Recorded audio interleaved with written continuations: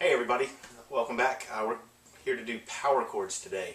So you'll see that I am playing an electric guitar. I'm plugged into an amp which is behind the camera, but that doesn't mean that you have to do this on electric guitar. These power chords will work on steel strings, classical guitars, the nylon string instruments, anything. I just happen to be playing an electric because I'm going to do a couple of sound changes and just show you some different ways these things can work.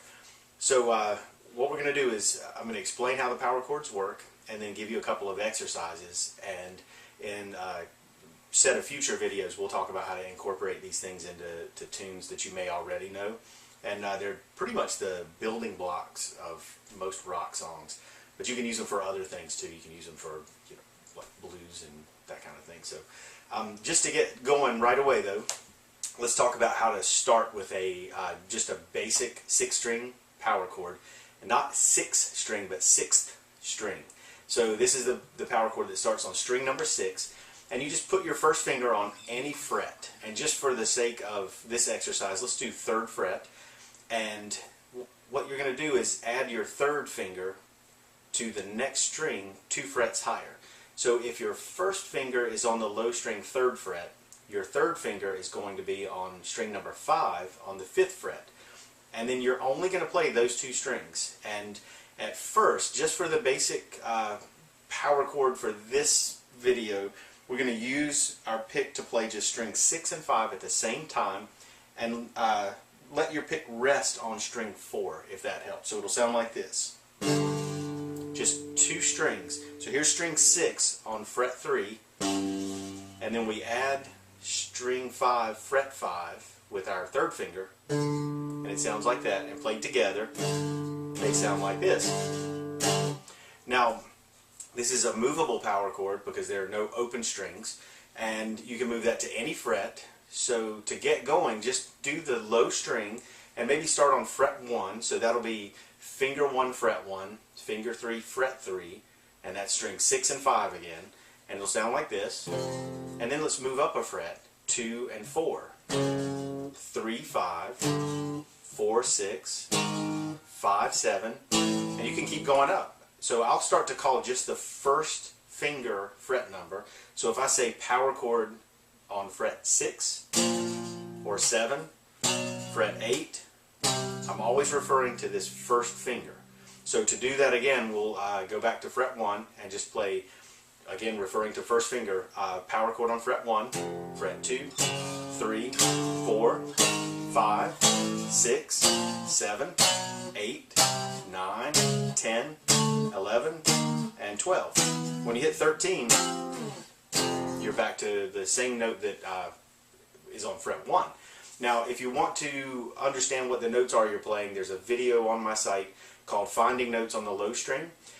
That will tell you what each of these chords would be called in like standard notation. If you were looking at a chart and it said play an F power chord, you would know that low string first fret is an F, and a G power chord is fret 3, A is fret 5, B is 7, C is 8, D is 10, and then E is 12.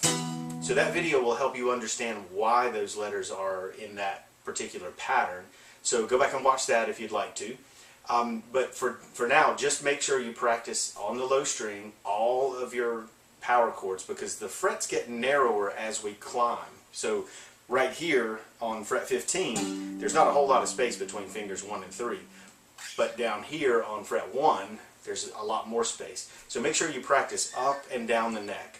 So for nylon string guitars, the body of the guitar comes into fret 12, so you're not going to be able to go much past fret 10 without a big reach. And then on steel strings, a lot of them have cutaways or go up to fret 14, so you'll be able to reach a little further, but don't try to go past where it's comfortable. Just stay in a reasonable area for the instrument you're playing on and work on these chords.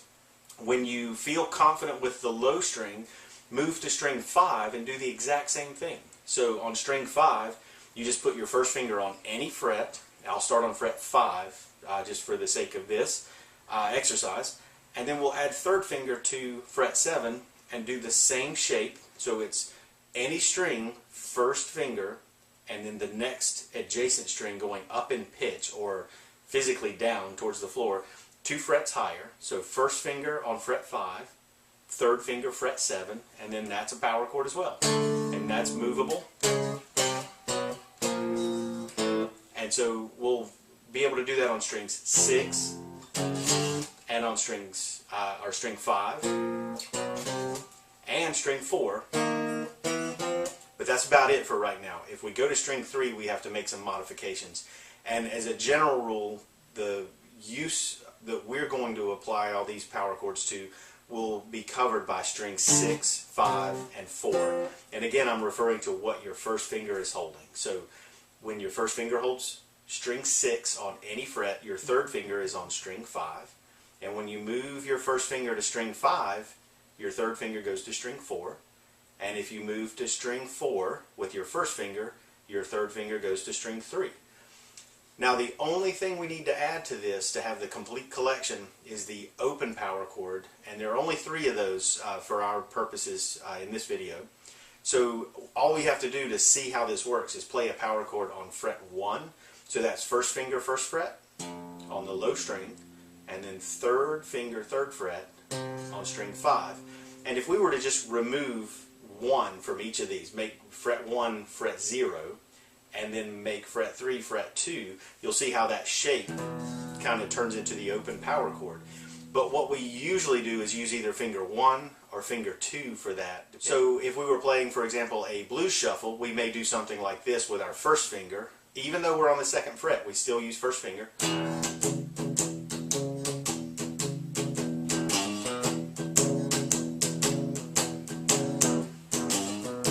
Something like that. But we could use 2nd finger if we were going to do something else with our first finger. So we may do something like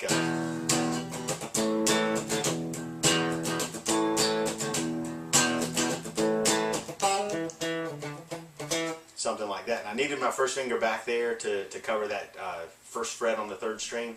So just if you need to use your first or second, on those open power chords, it's pretty much optional. Just depends on what is coming next in the tune. So let's go through the opens one more time. So it's low string open and 5th string 2nd fret. So here's the low string, and here is the 5th string.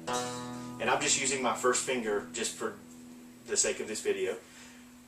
Now we're going to do open 5th string power chord and move our first finger to the 4th string. Then we're going to do open 4th string power chord and move our first finger to the 3rd string. And these power chords are always named by the open string in the case of these open chords. So this one with open low string, since the low string is E, it's an E power chord.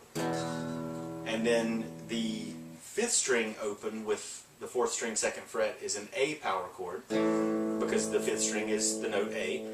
And then the 4th string power chord with the 3rd string 2nd fret, since the 4th string is D, it's a D power chord. And if you don't know the names of the open strings, that's another video, so make sure you check that out. Then, whenever we're doing fretted power chords, whatever the first finger is holding, again, is the name of the chord. So low string, 1st fret, F, so that's an F power chord. 3rd fret, G, G power chord. And in notation, you may see these listed as 5 chords. So just for example, sometimes you'll see like a G, and that means a G major chord, or an E with a lowercase m beside it, which means E minor. Whenever a power chord is being requested, it's going to say the letter of the chord, for example, G, and then it'll have the number 5 after it. So G5 means a G power chord. And that's just because of the relationship between this note and this note. They are 5 letters apart, so we call those a 5 chord. These chords are used for just about everything in rock and roll and blues, that kind of thing. You may hear them in other styles of music, but when you start to get used to these things and moving them around from string to string, you'll start to notice, like when you move from chord to chord, things sound kind of familiar. So just for example, this, if you move 2 frets or a string in either direction, it'll sound like something you've heard before. So just for example, I'm just going back and forth between strings 6 and 5. Now 2 frets,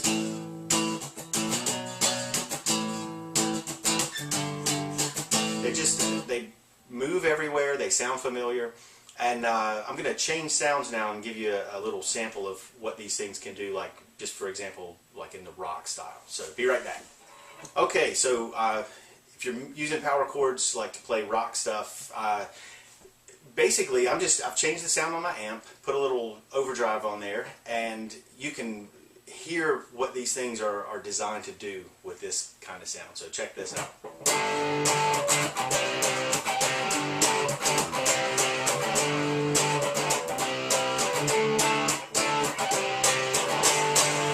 So that's probably what you're most familiar with, is that kind of sound. They're useful for anything though, so just practice up. Good luck with these, and I will catch you soon on another video. Thanks.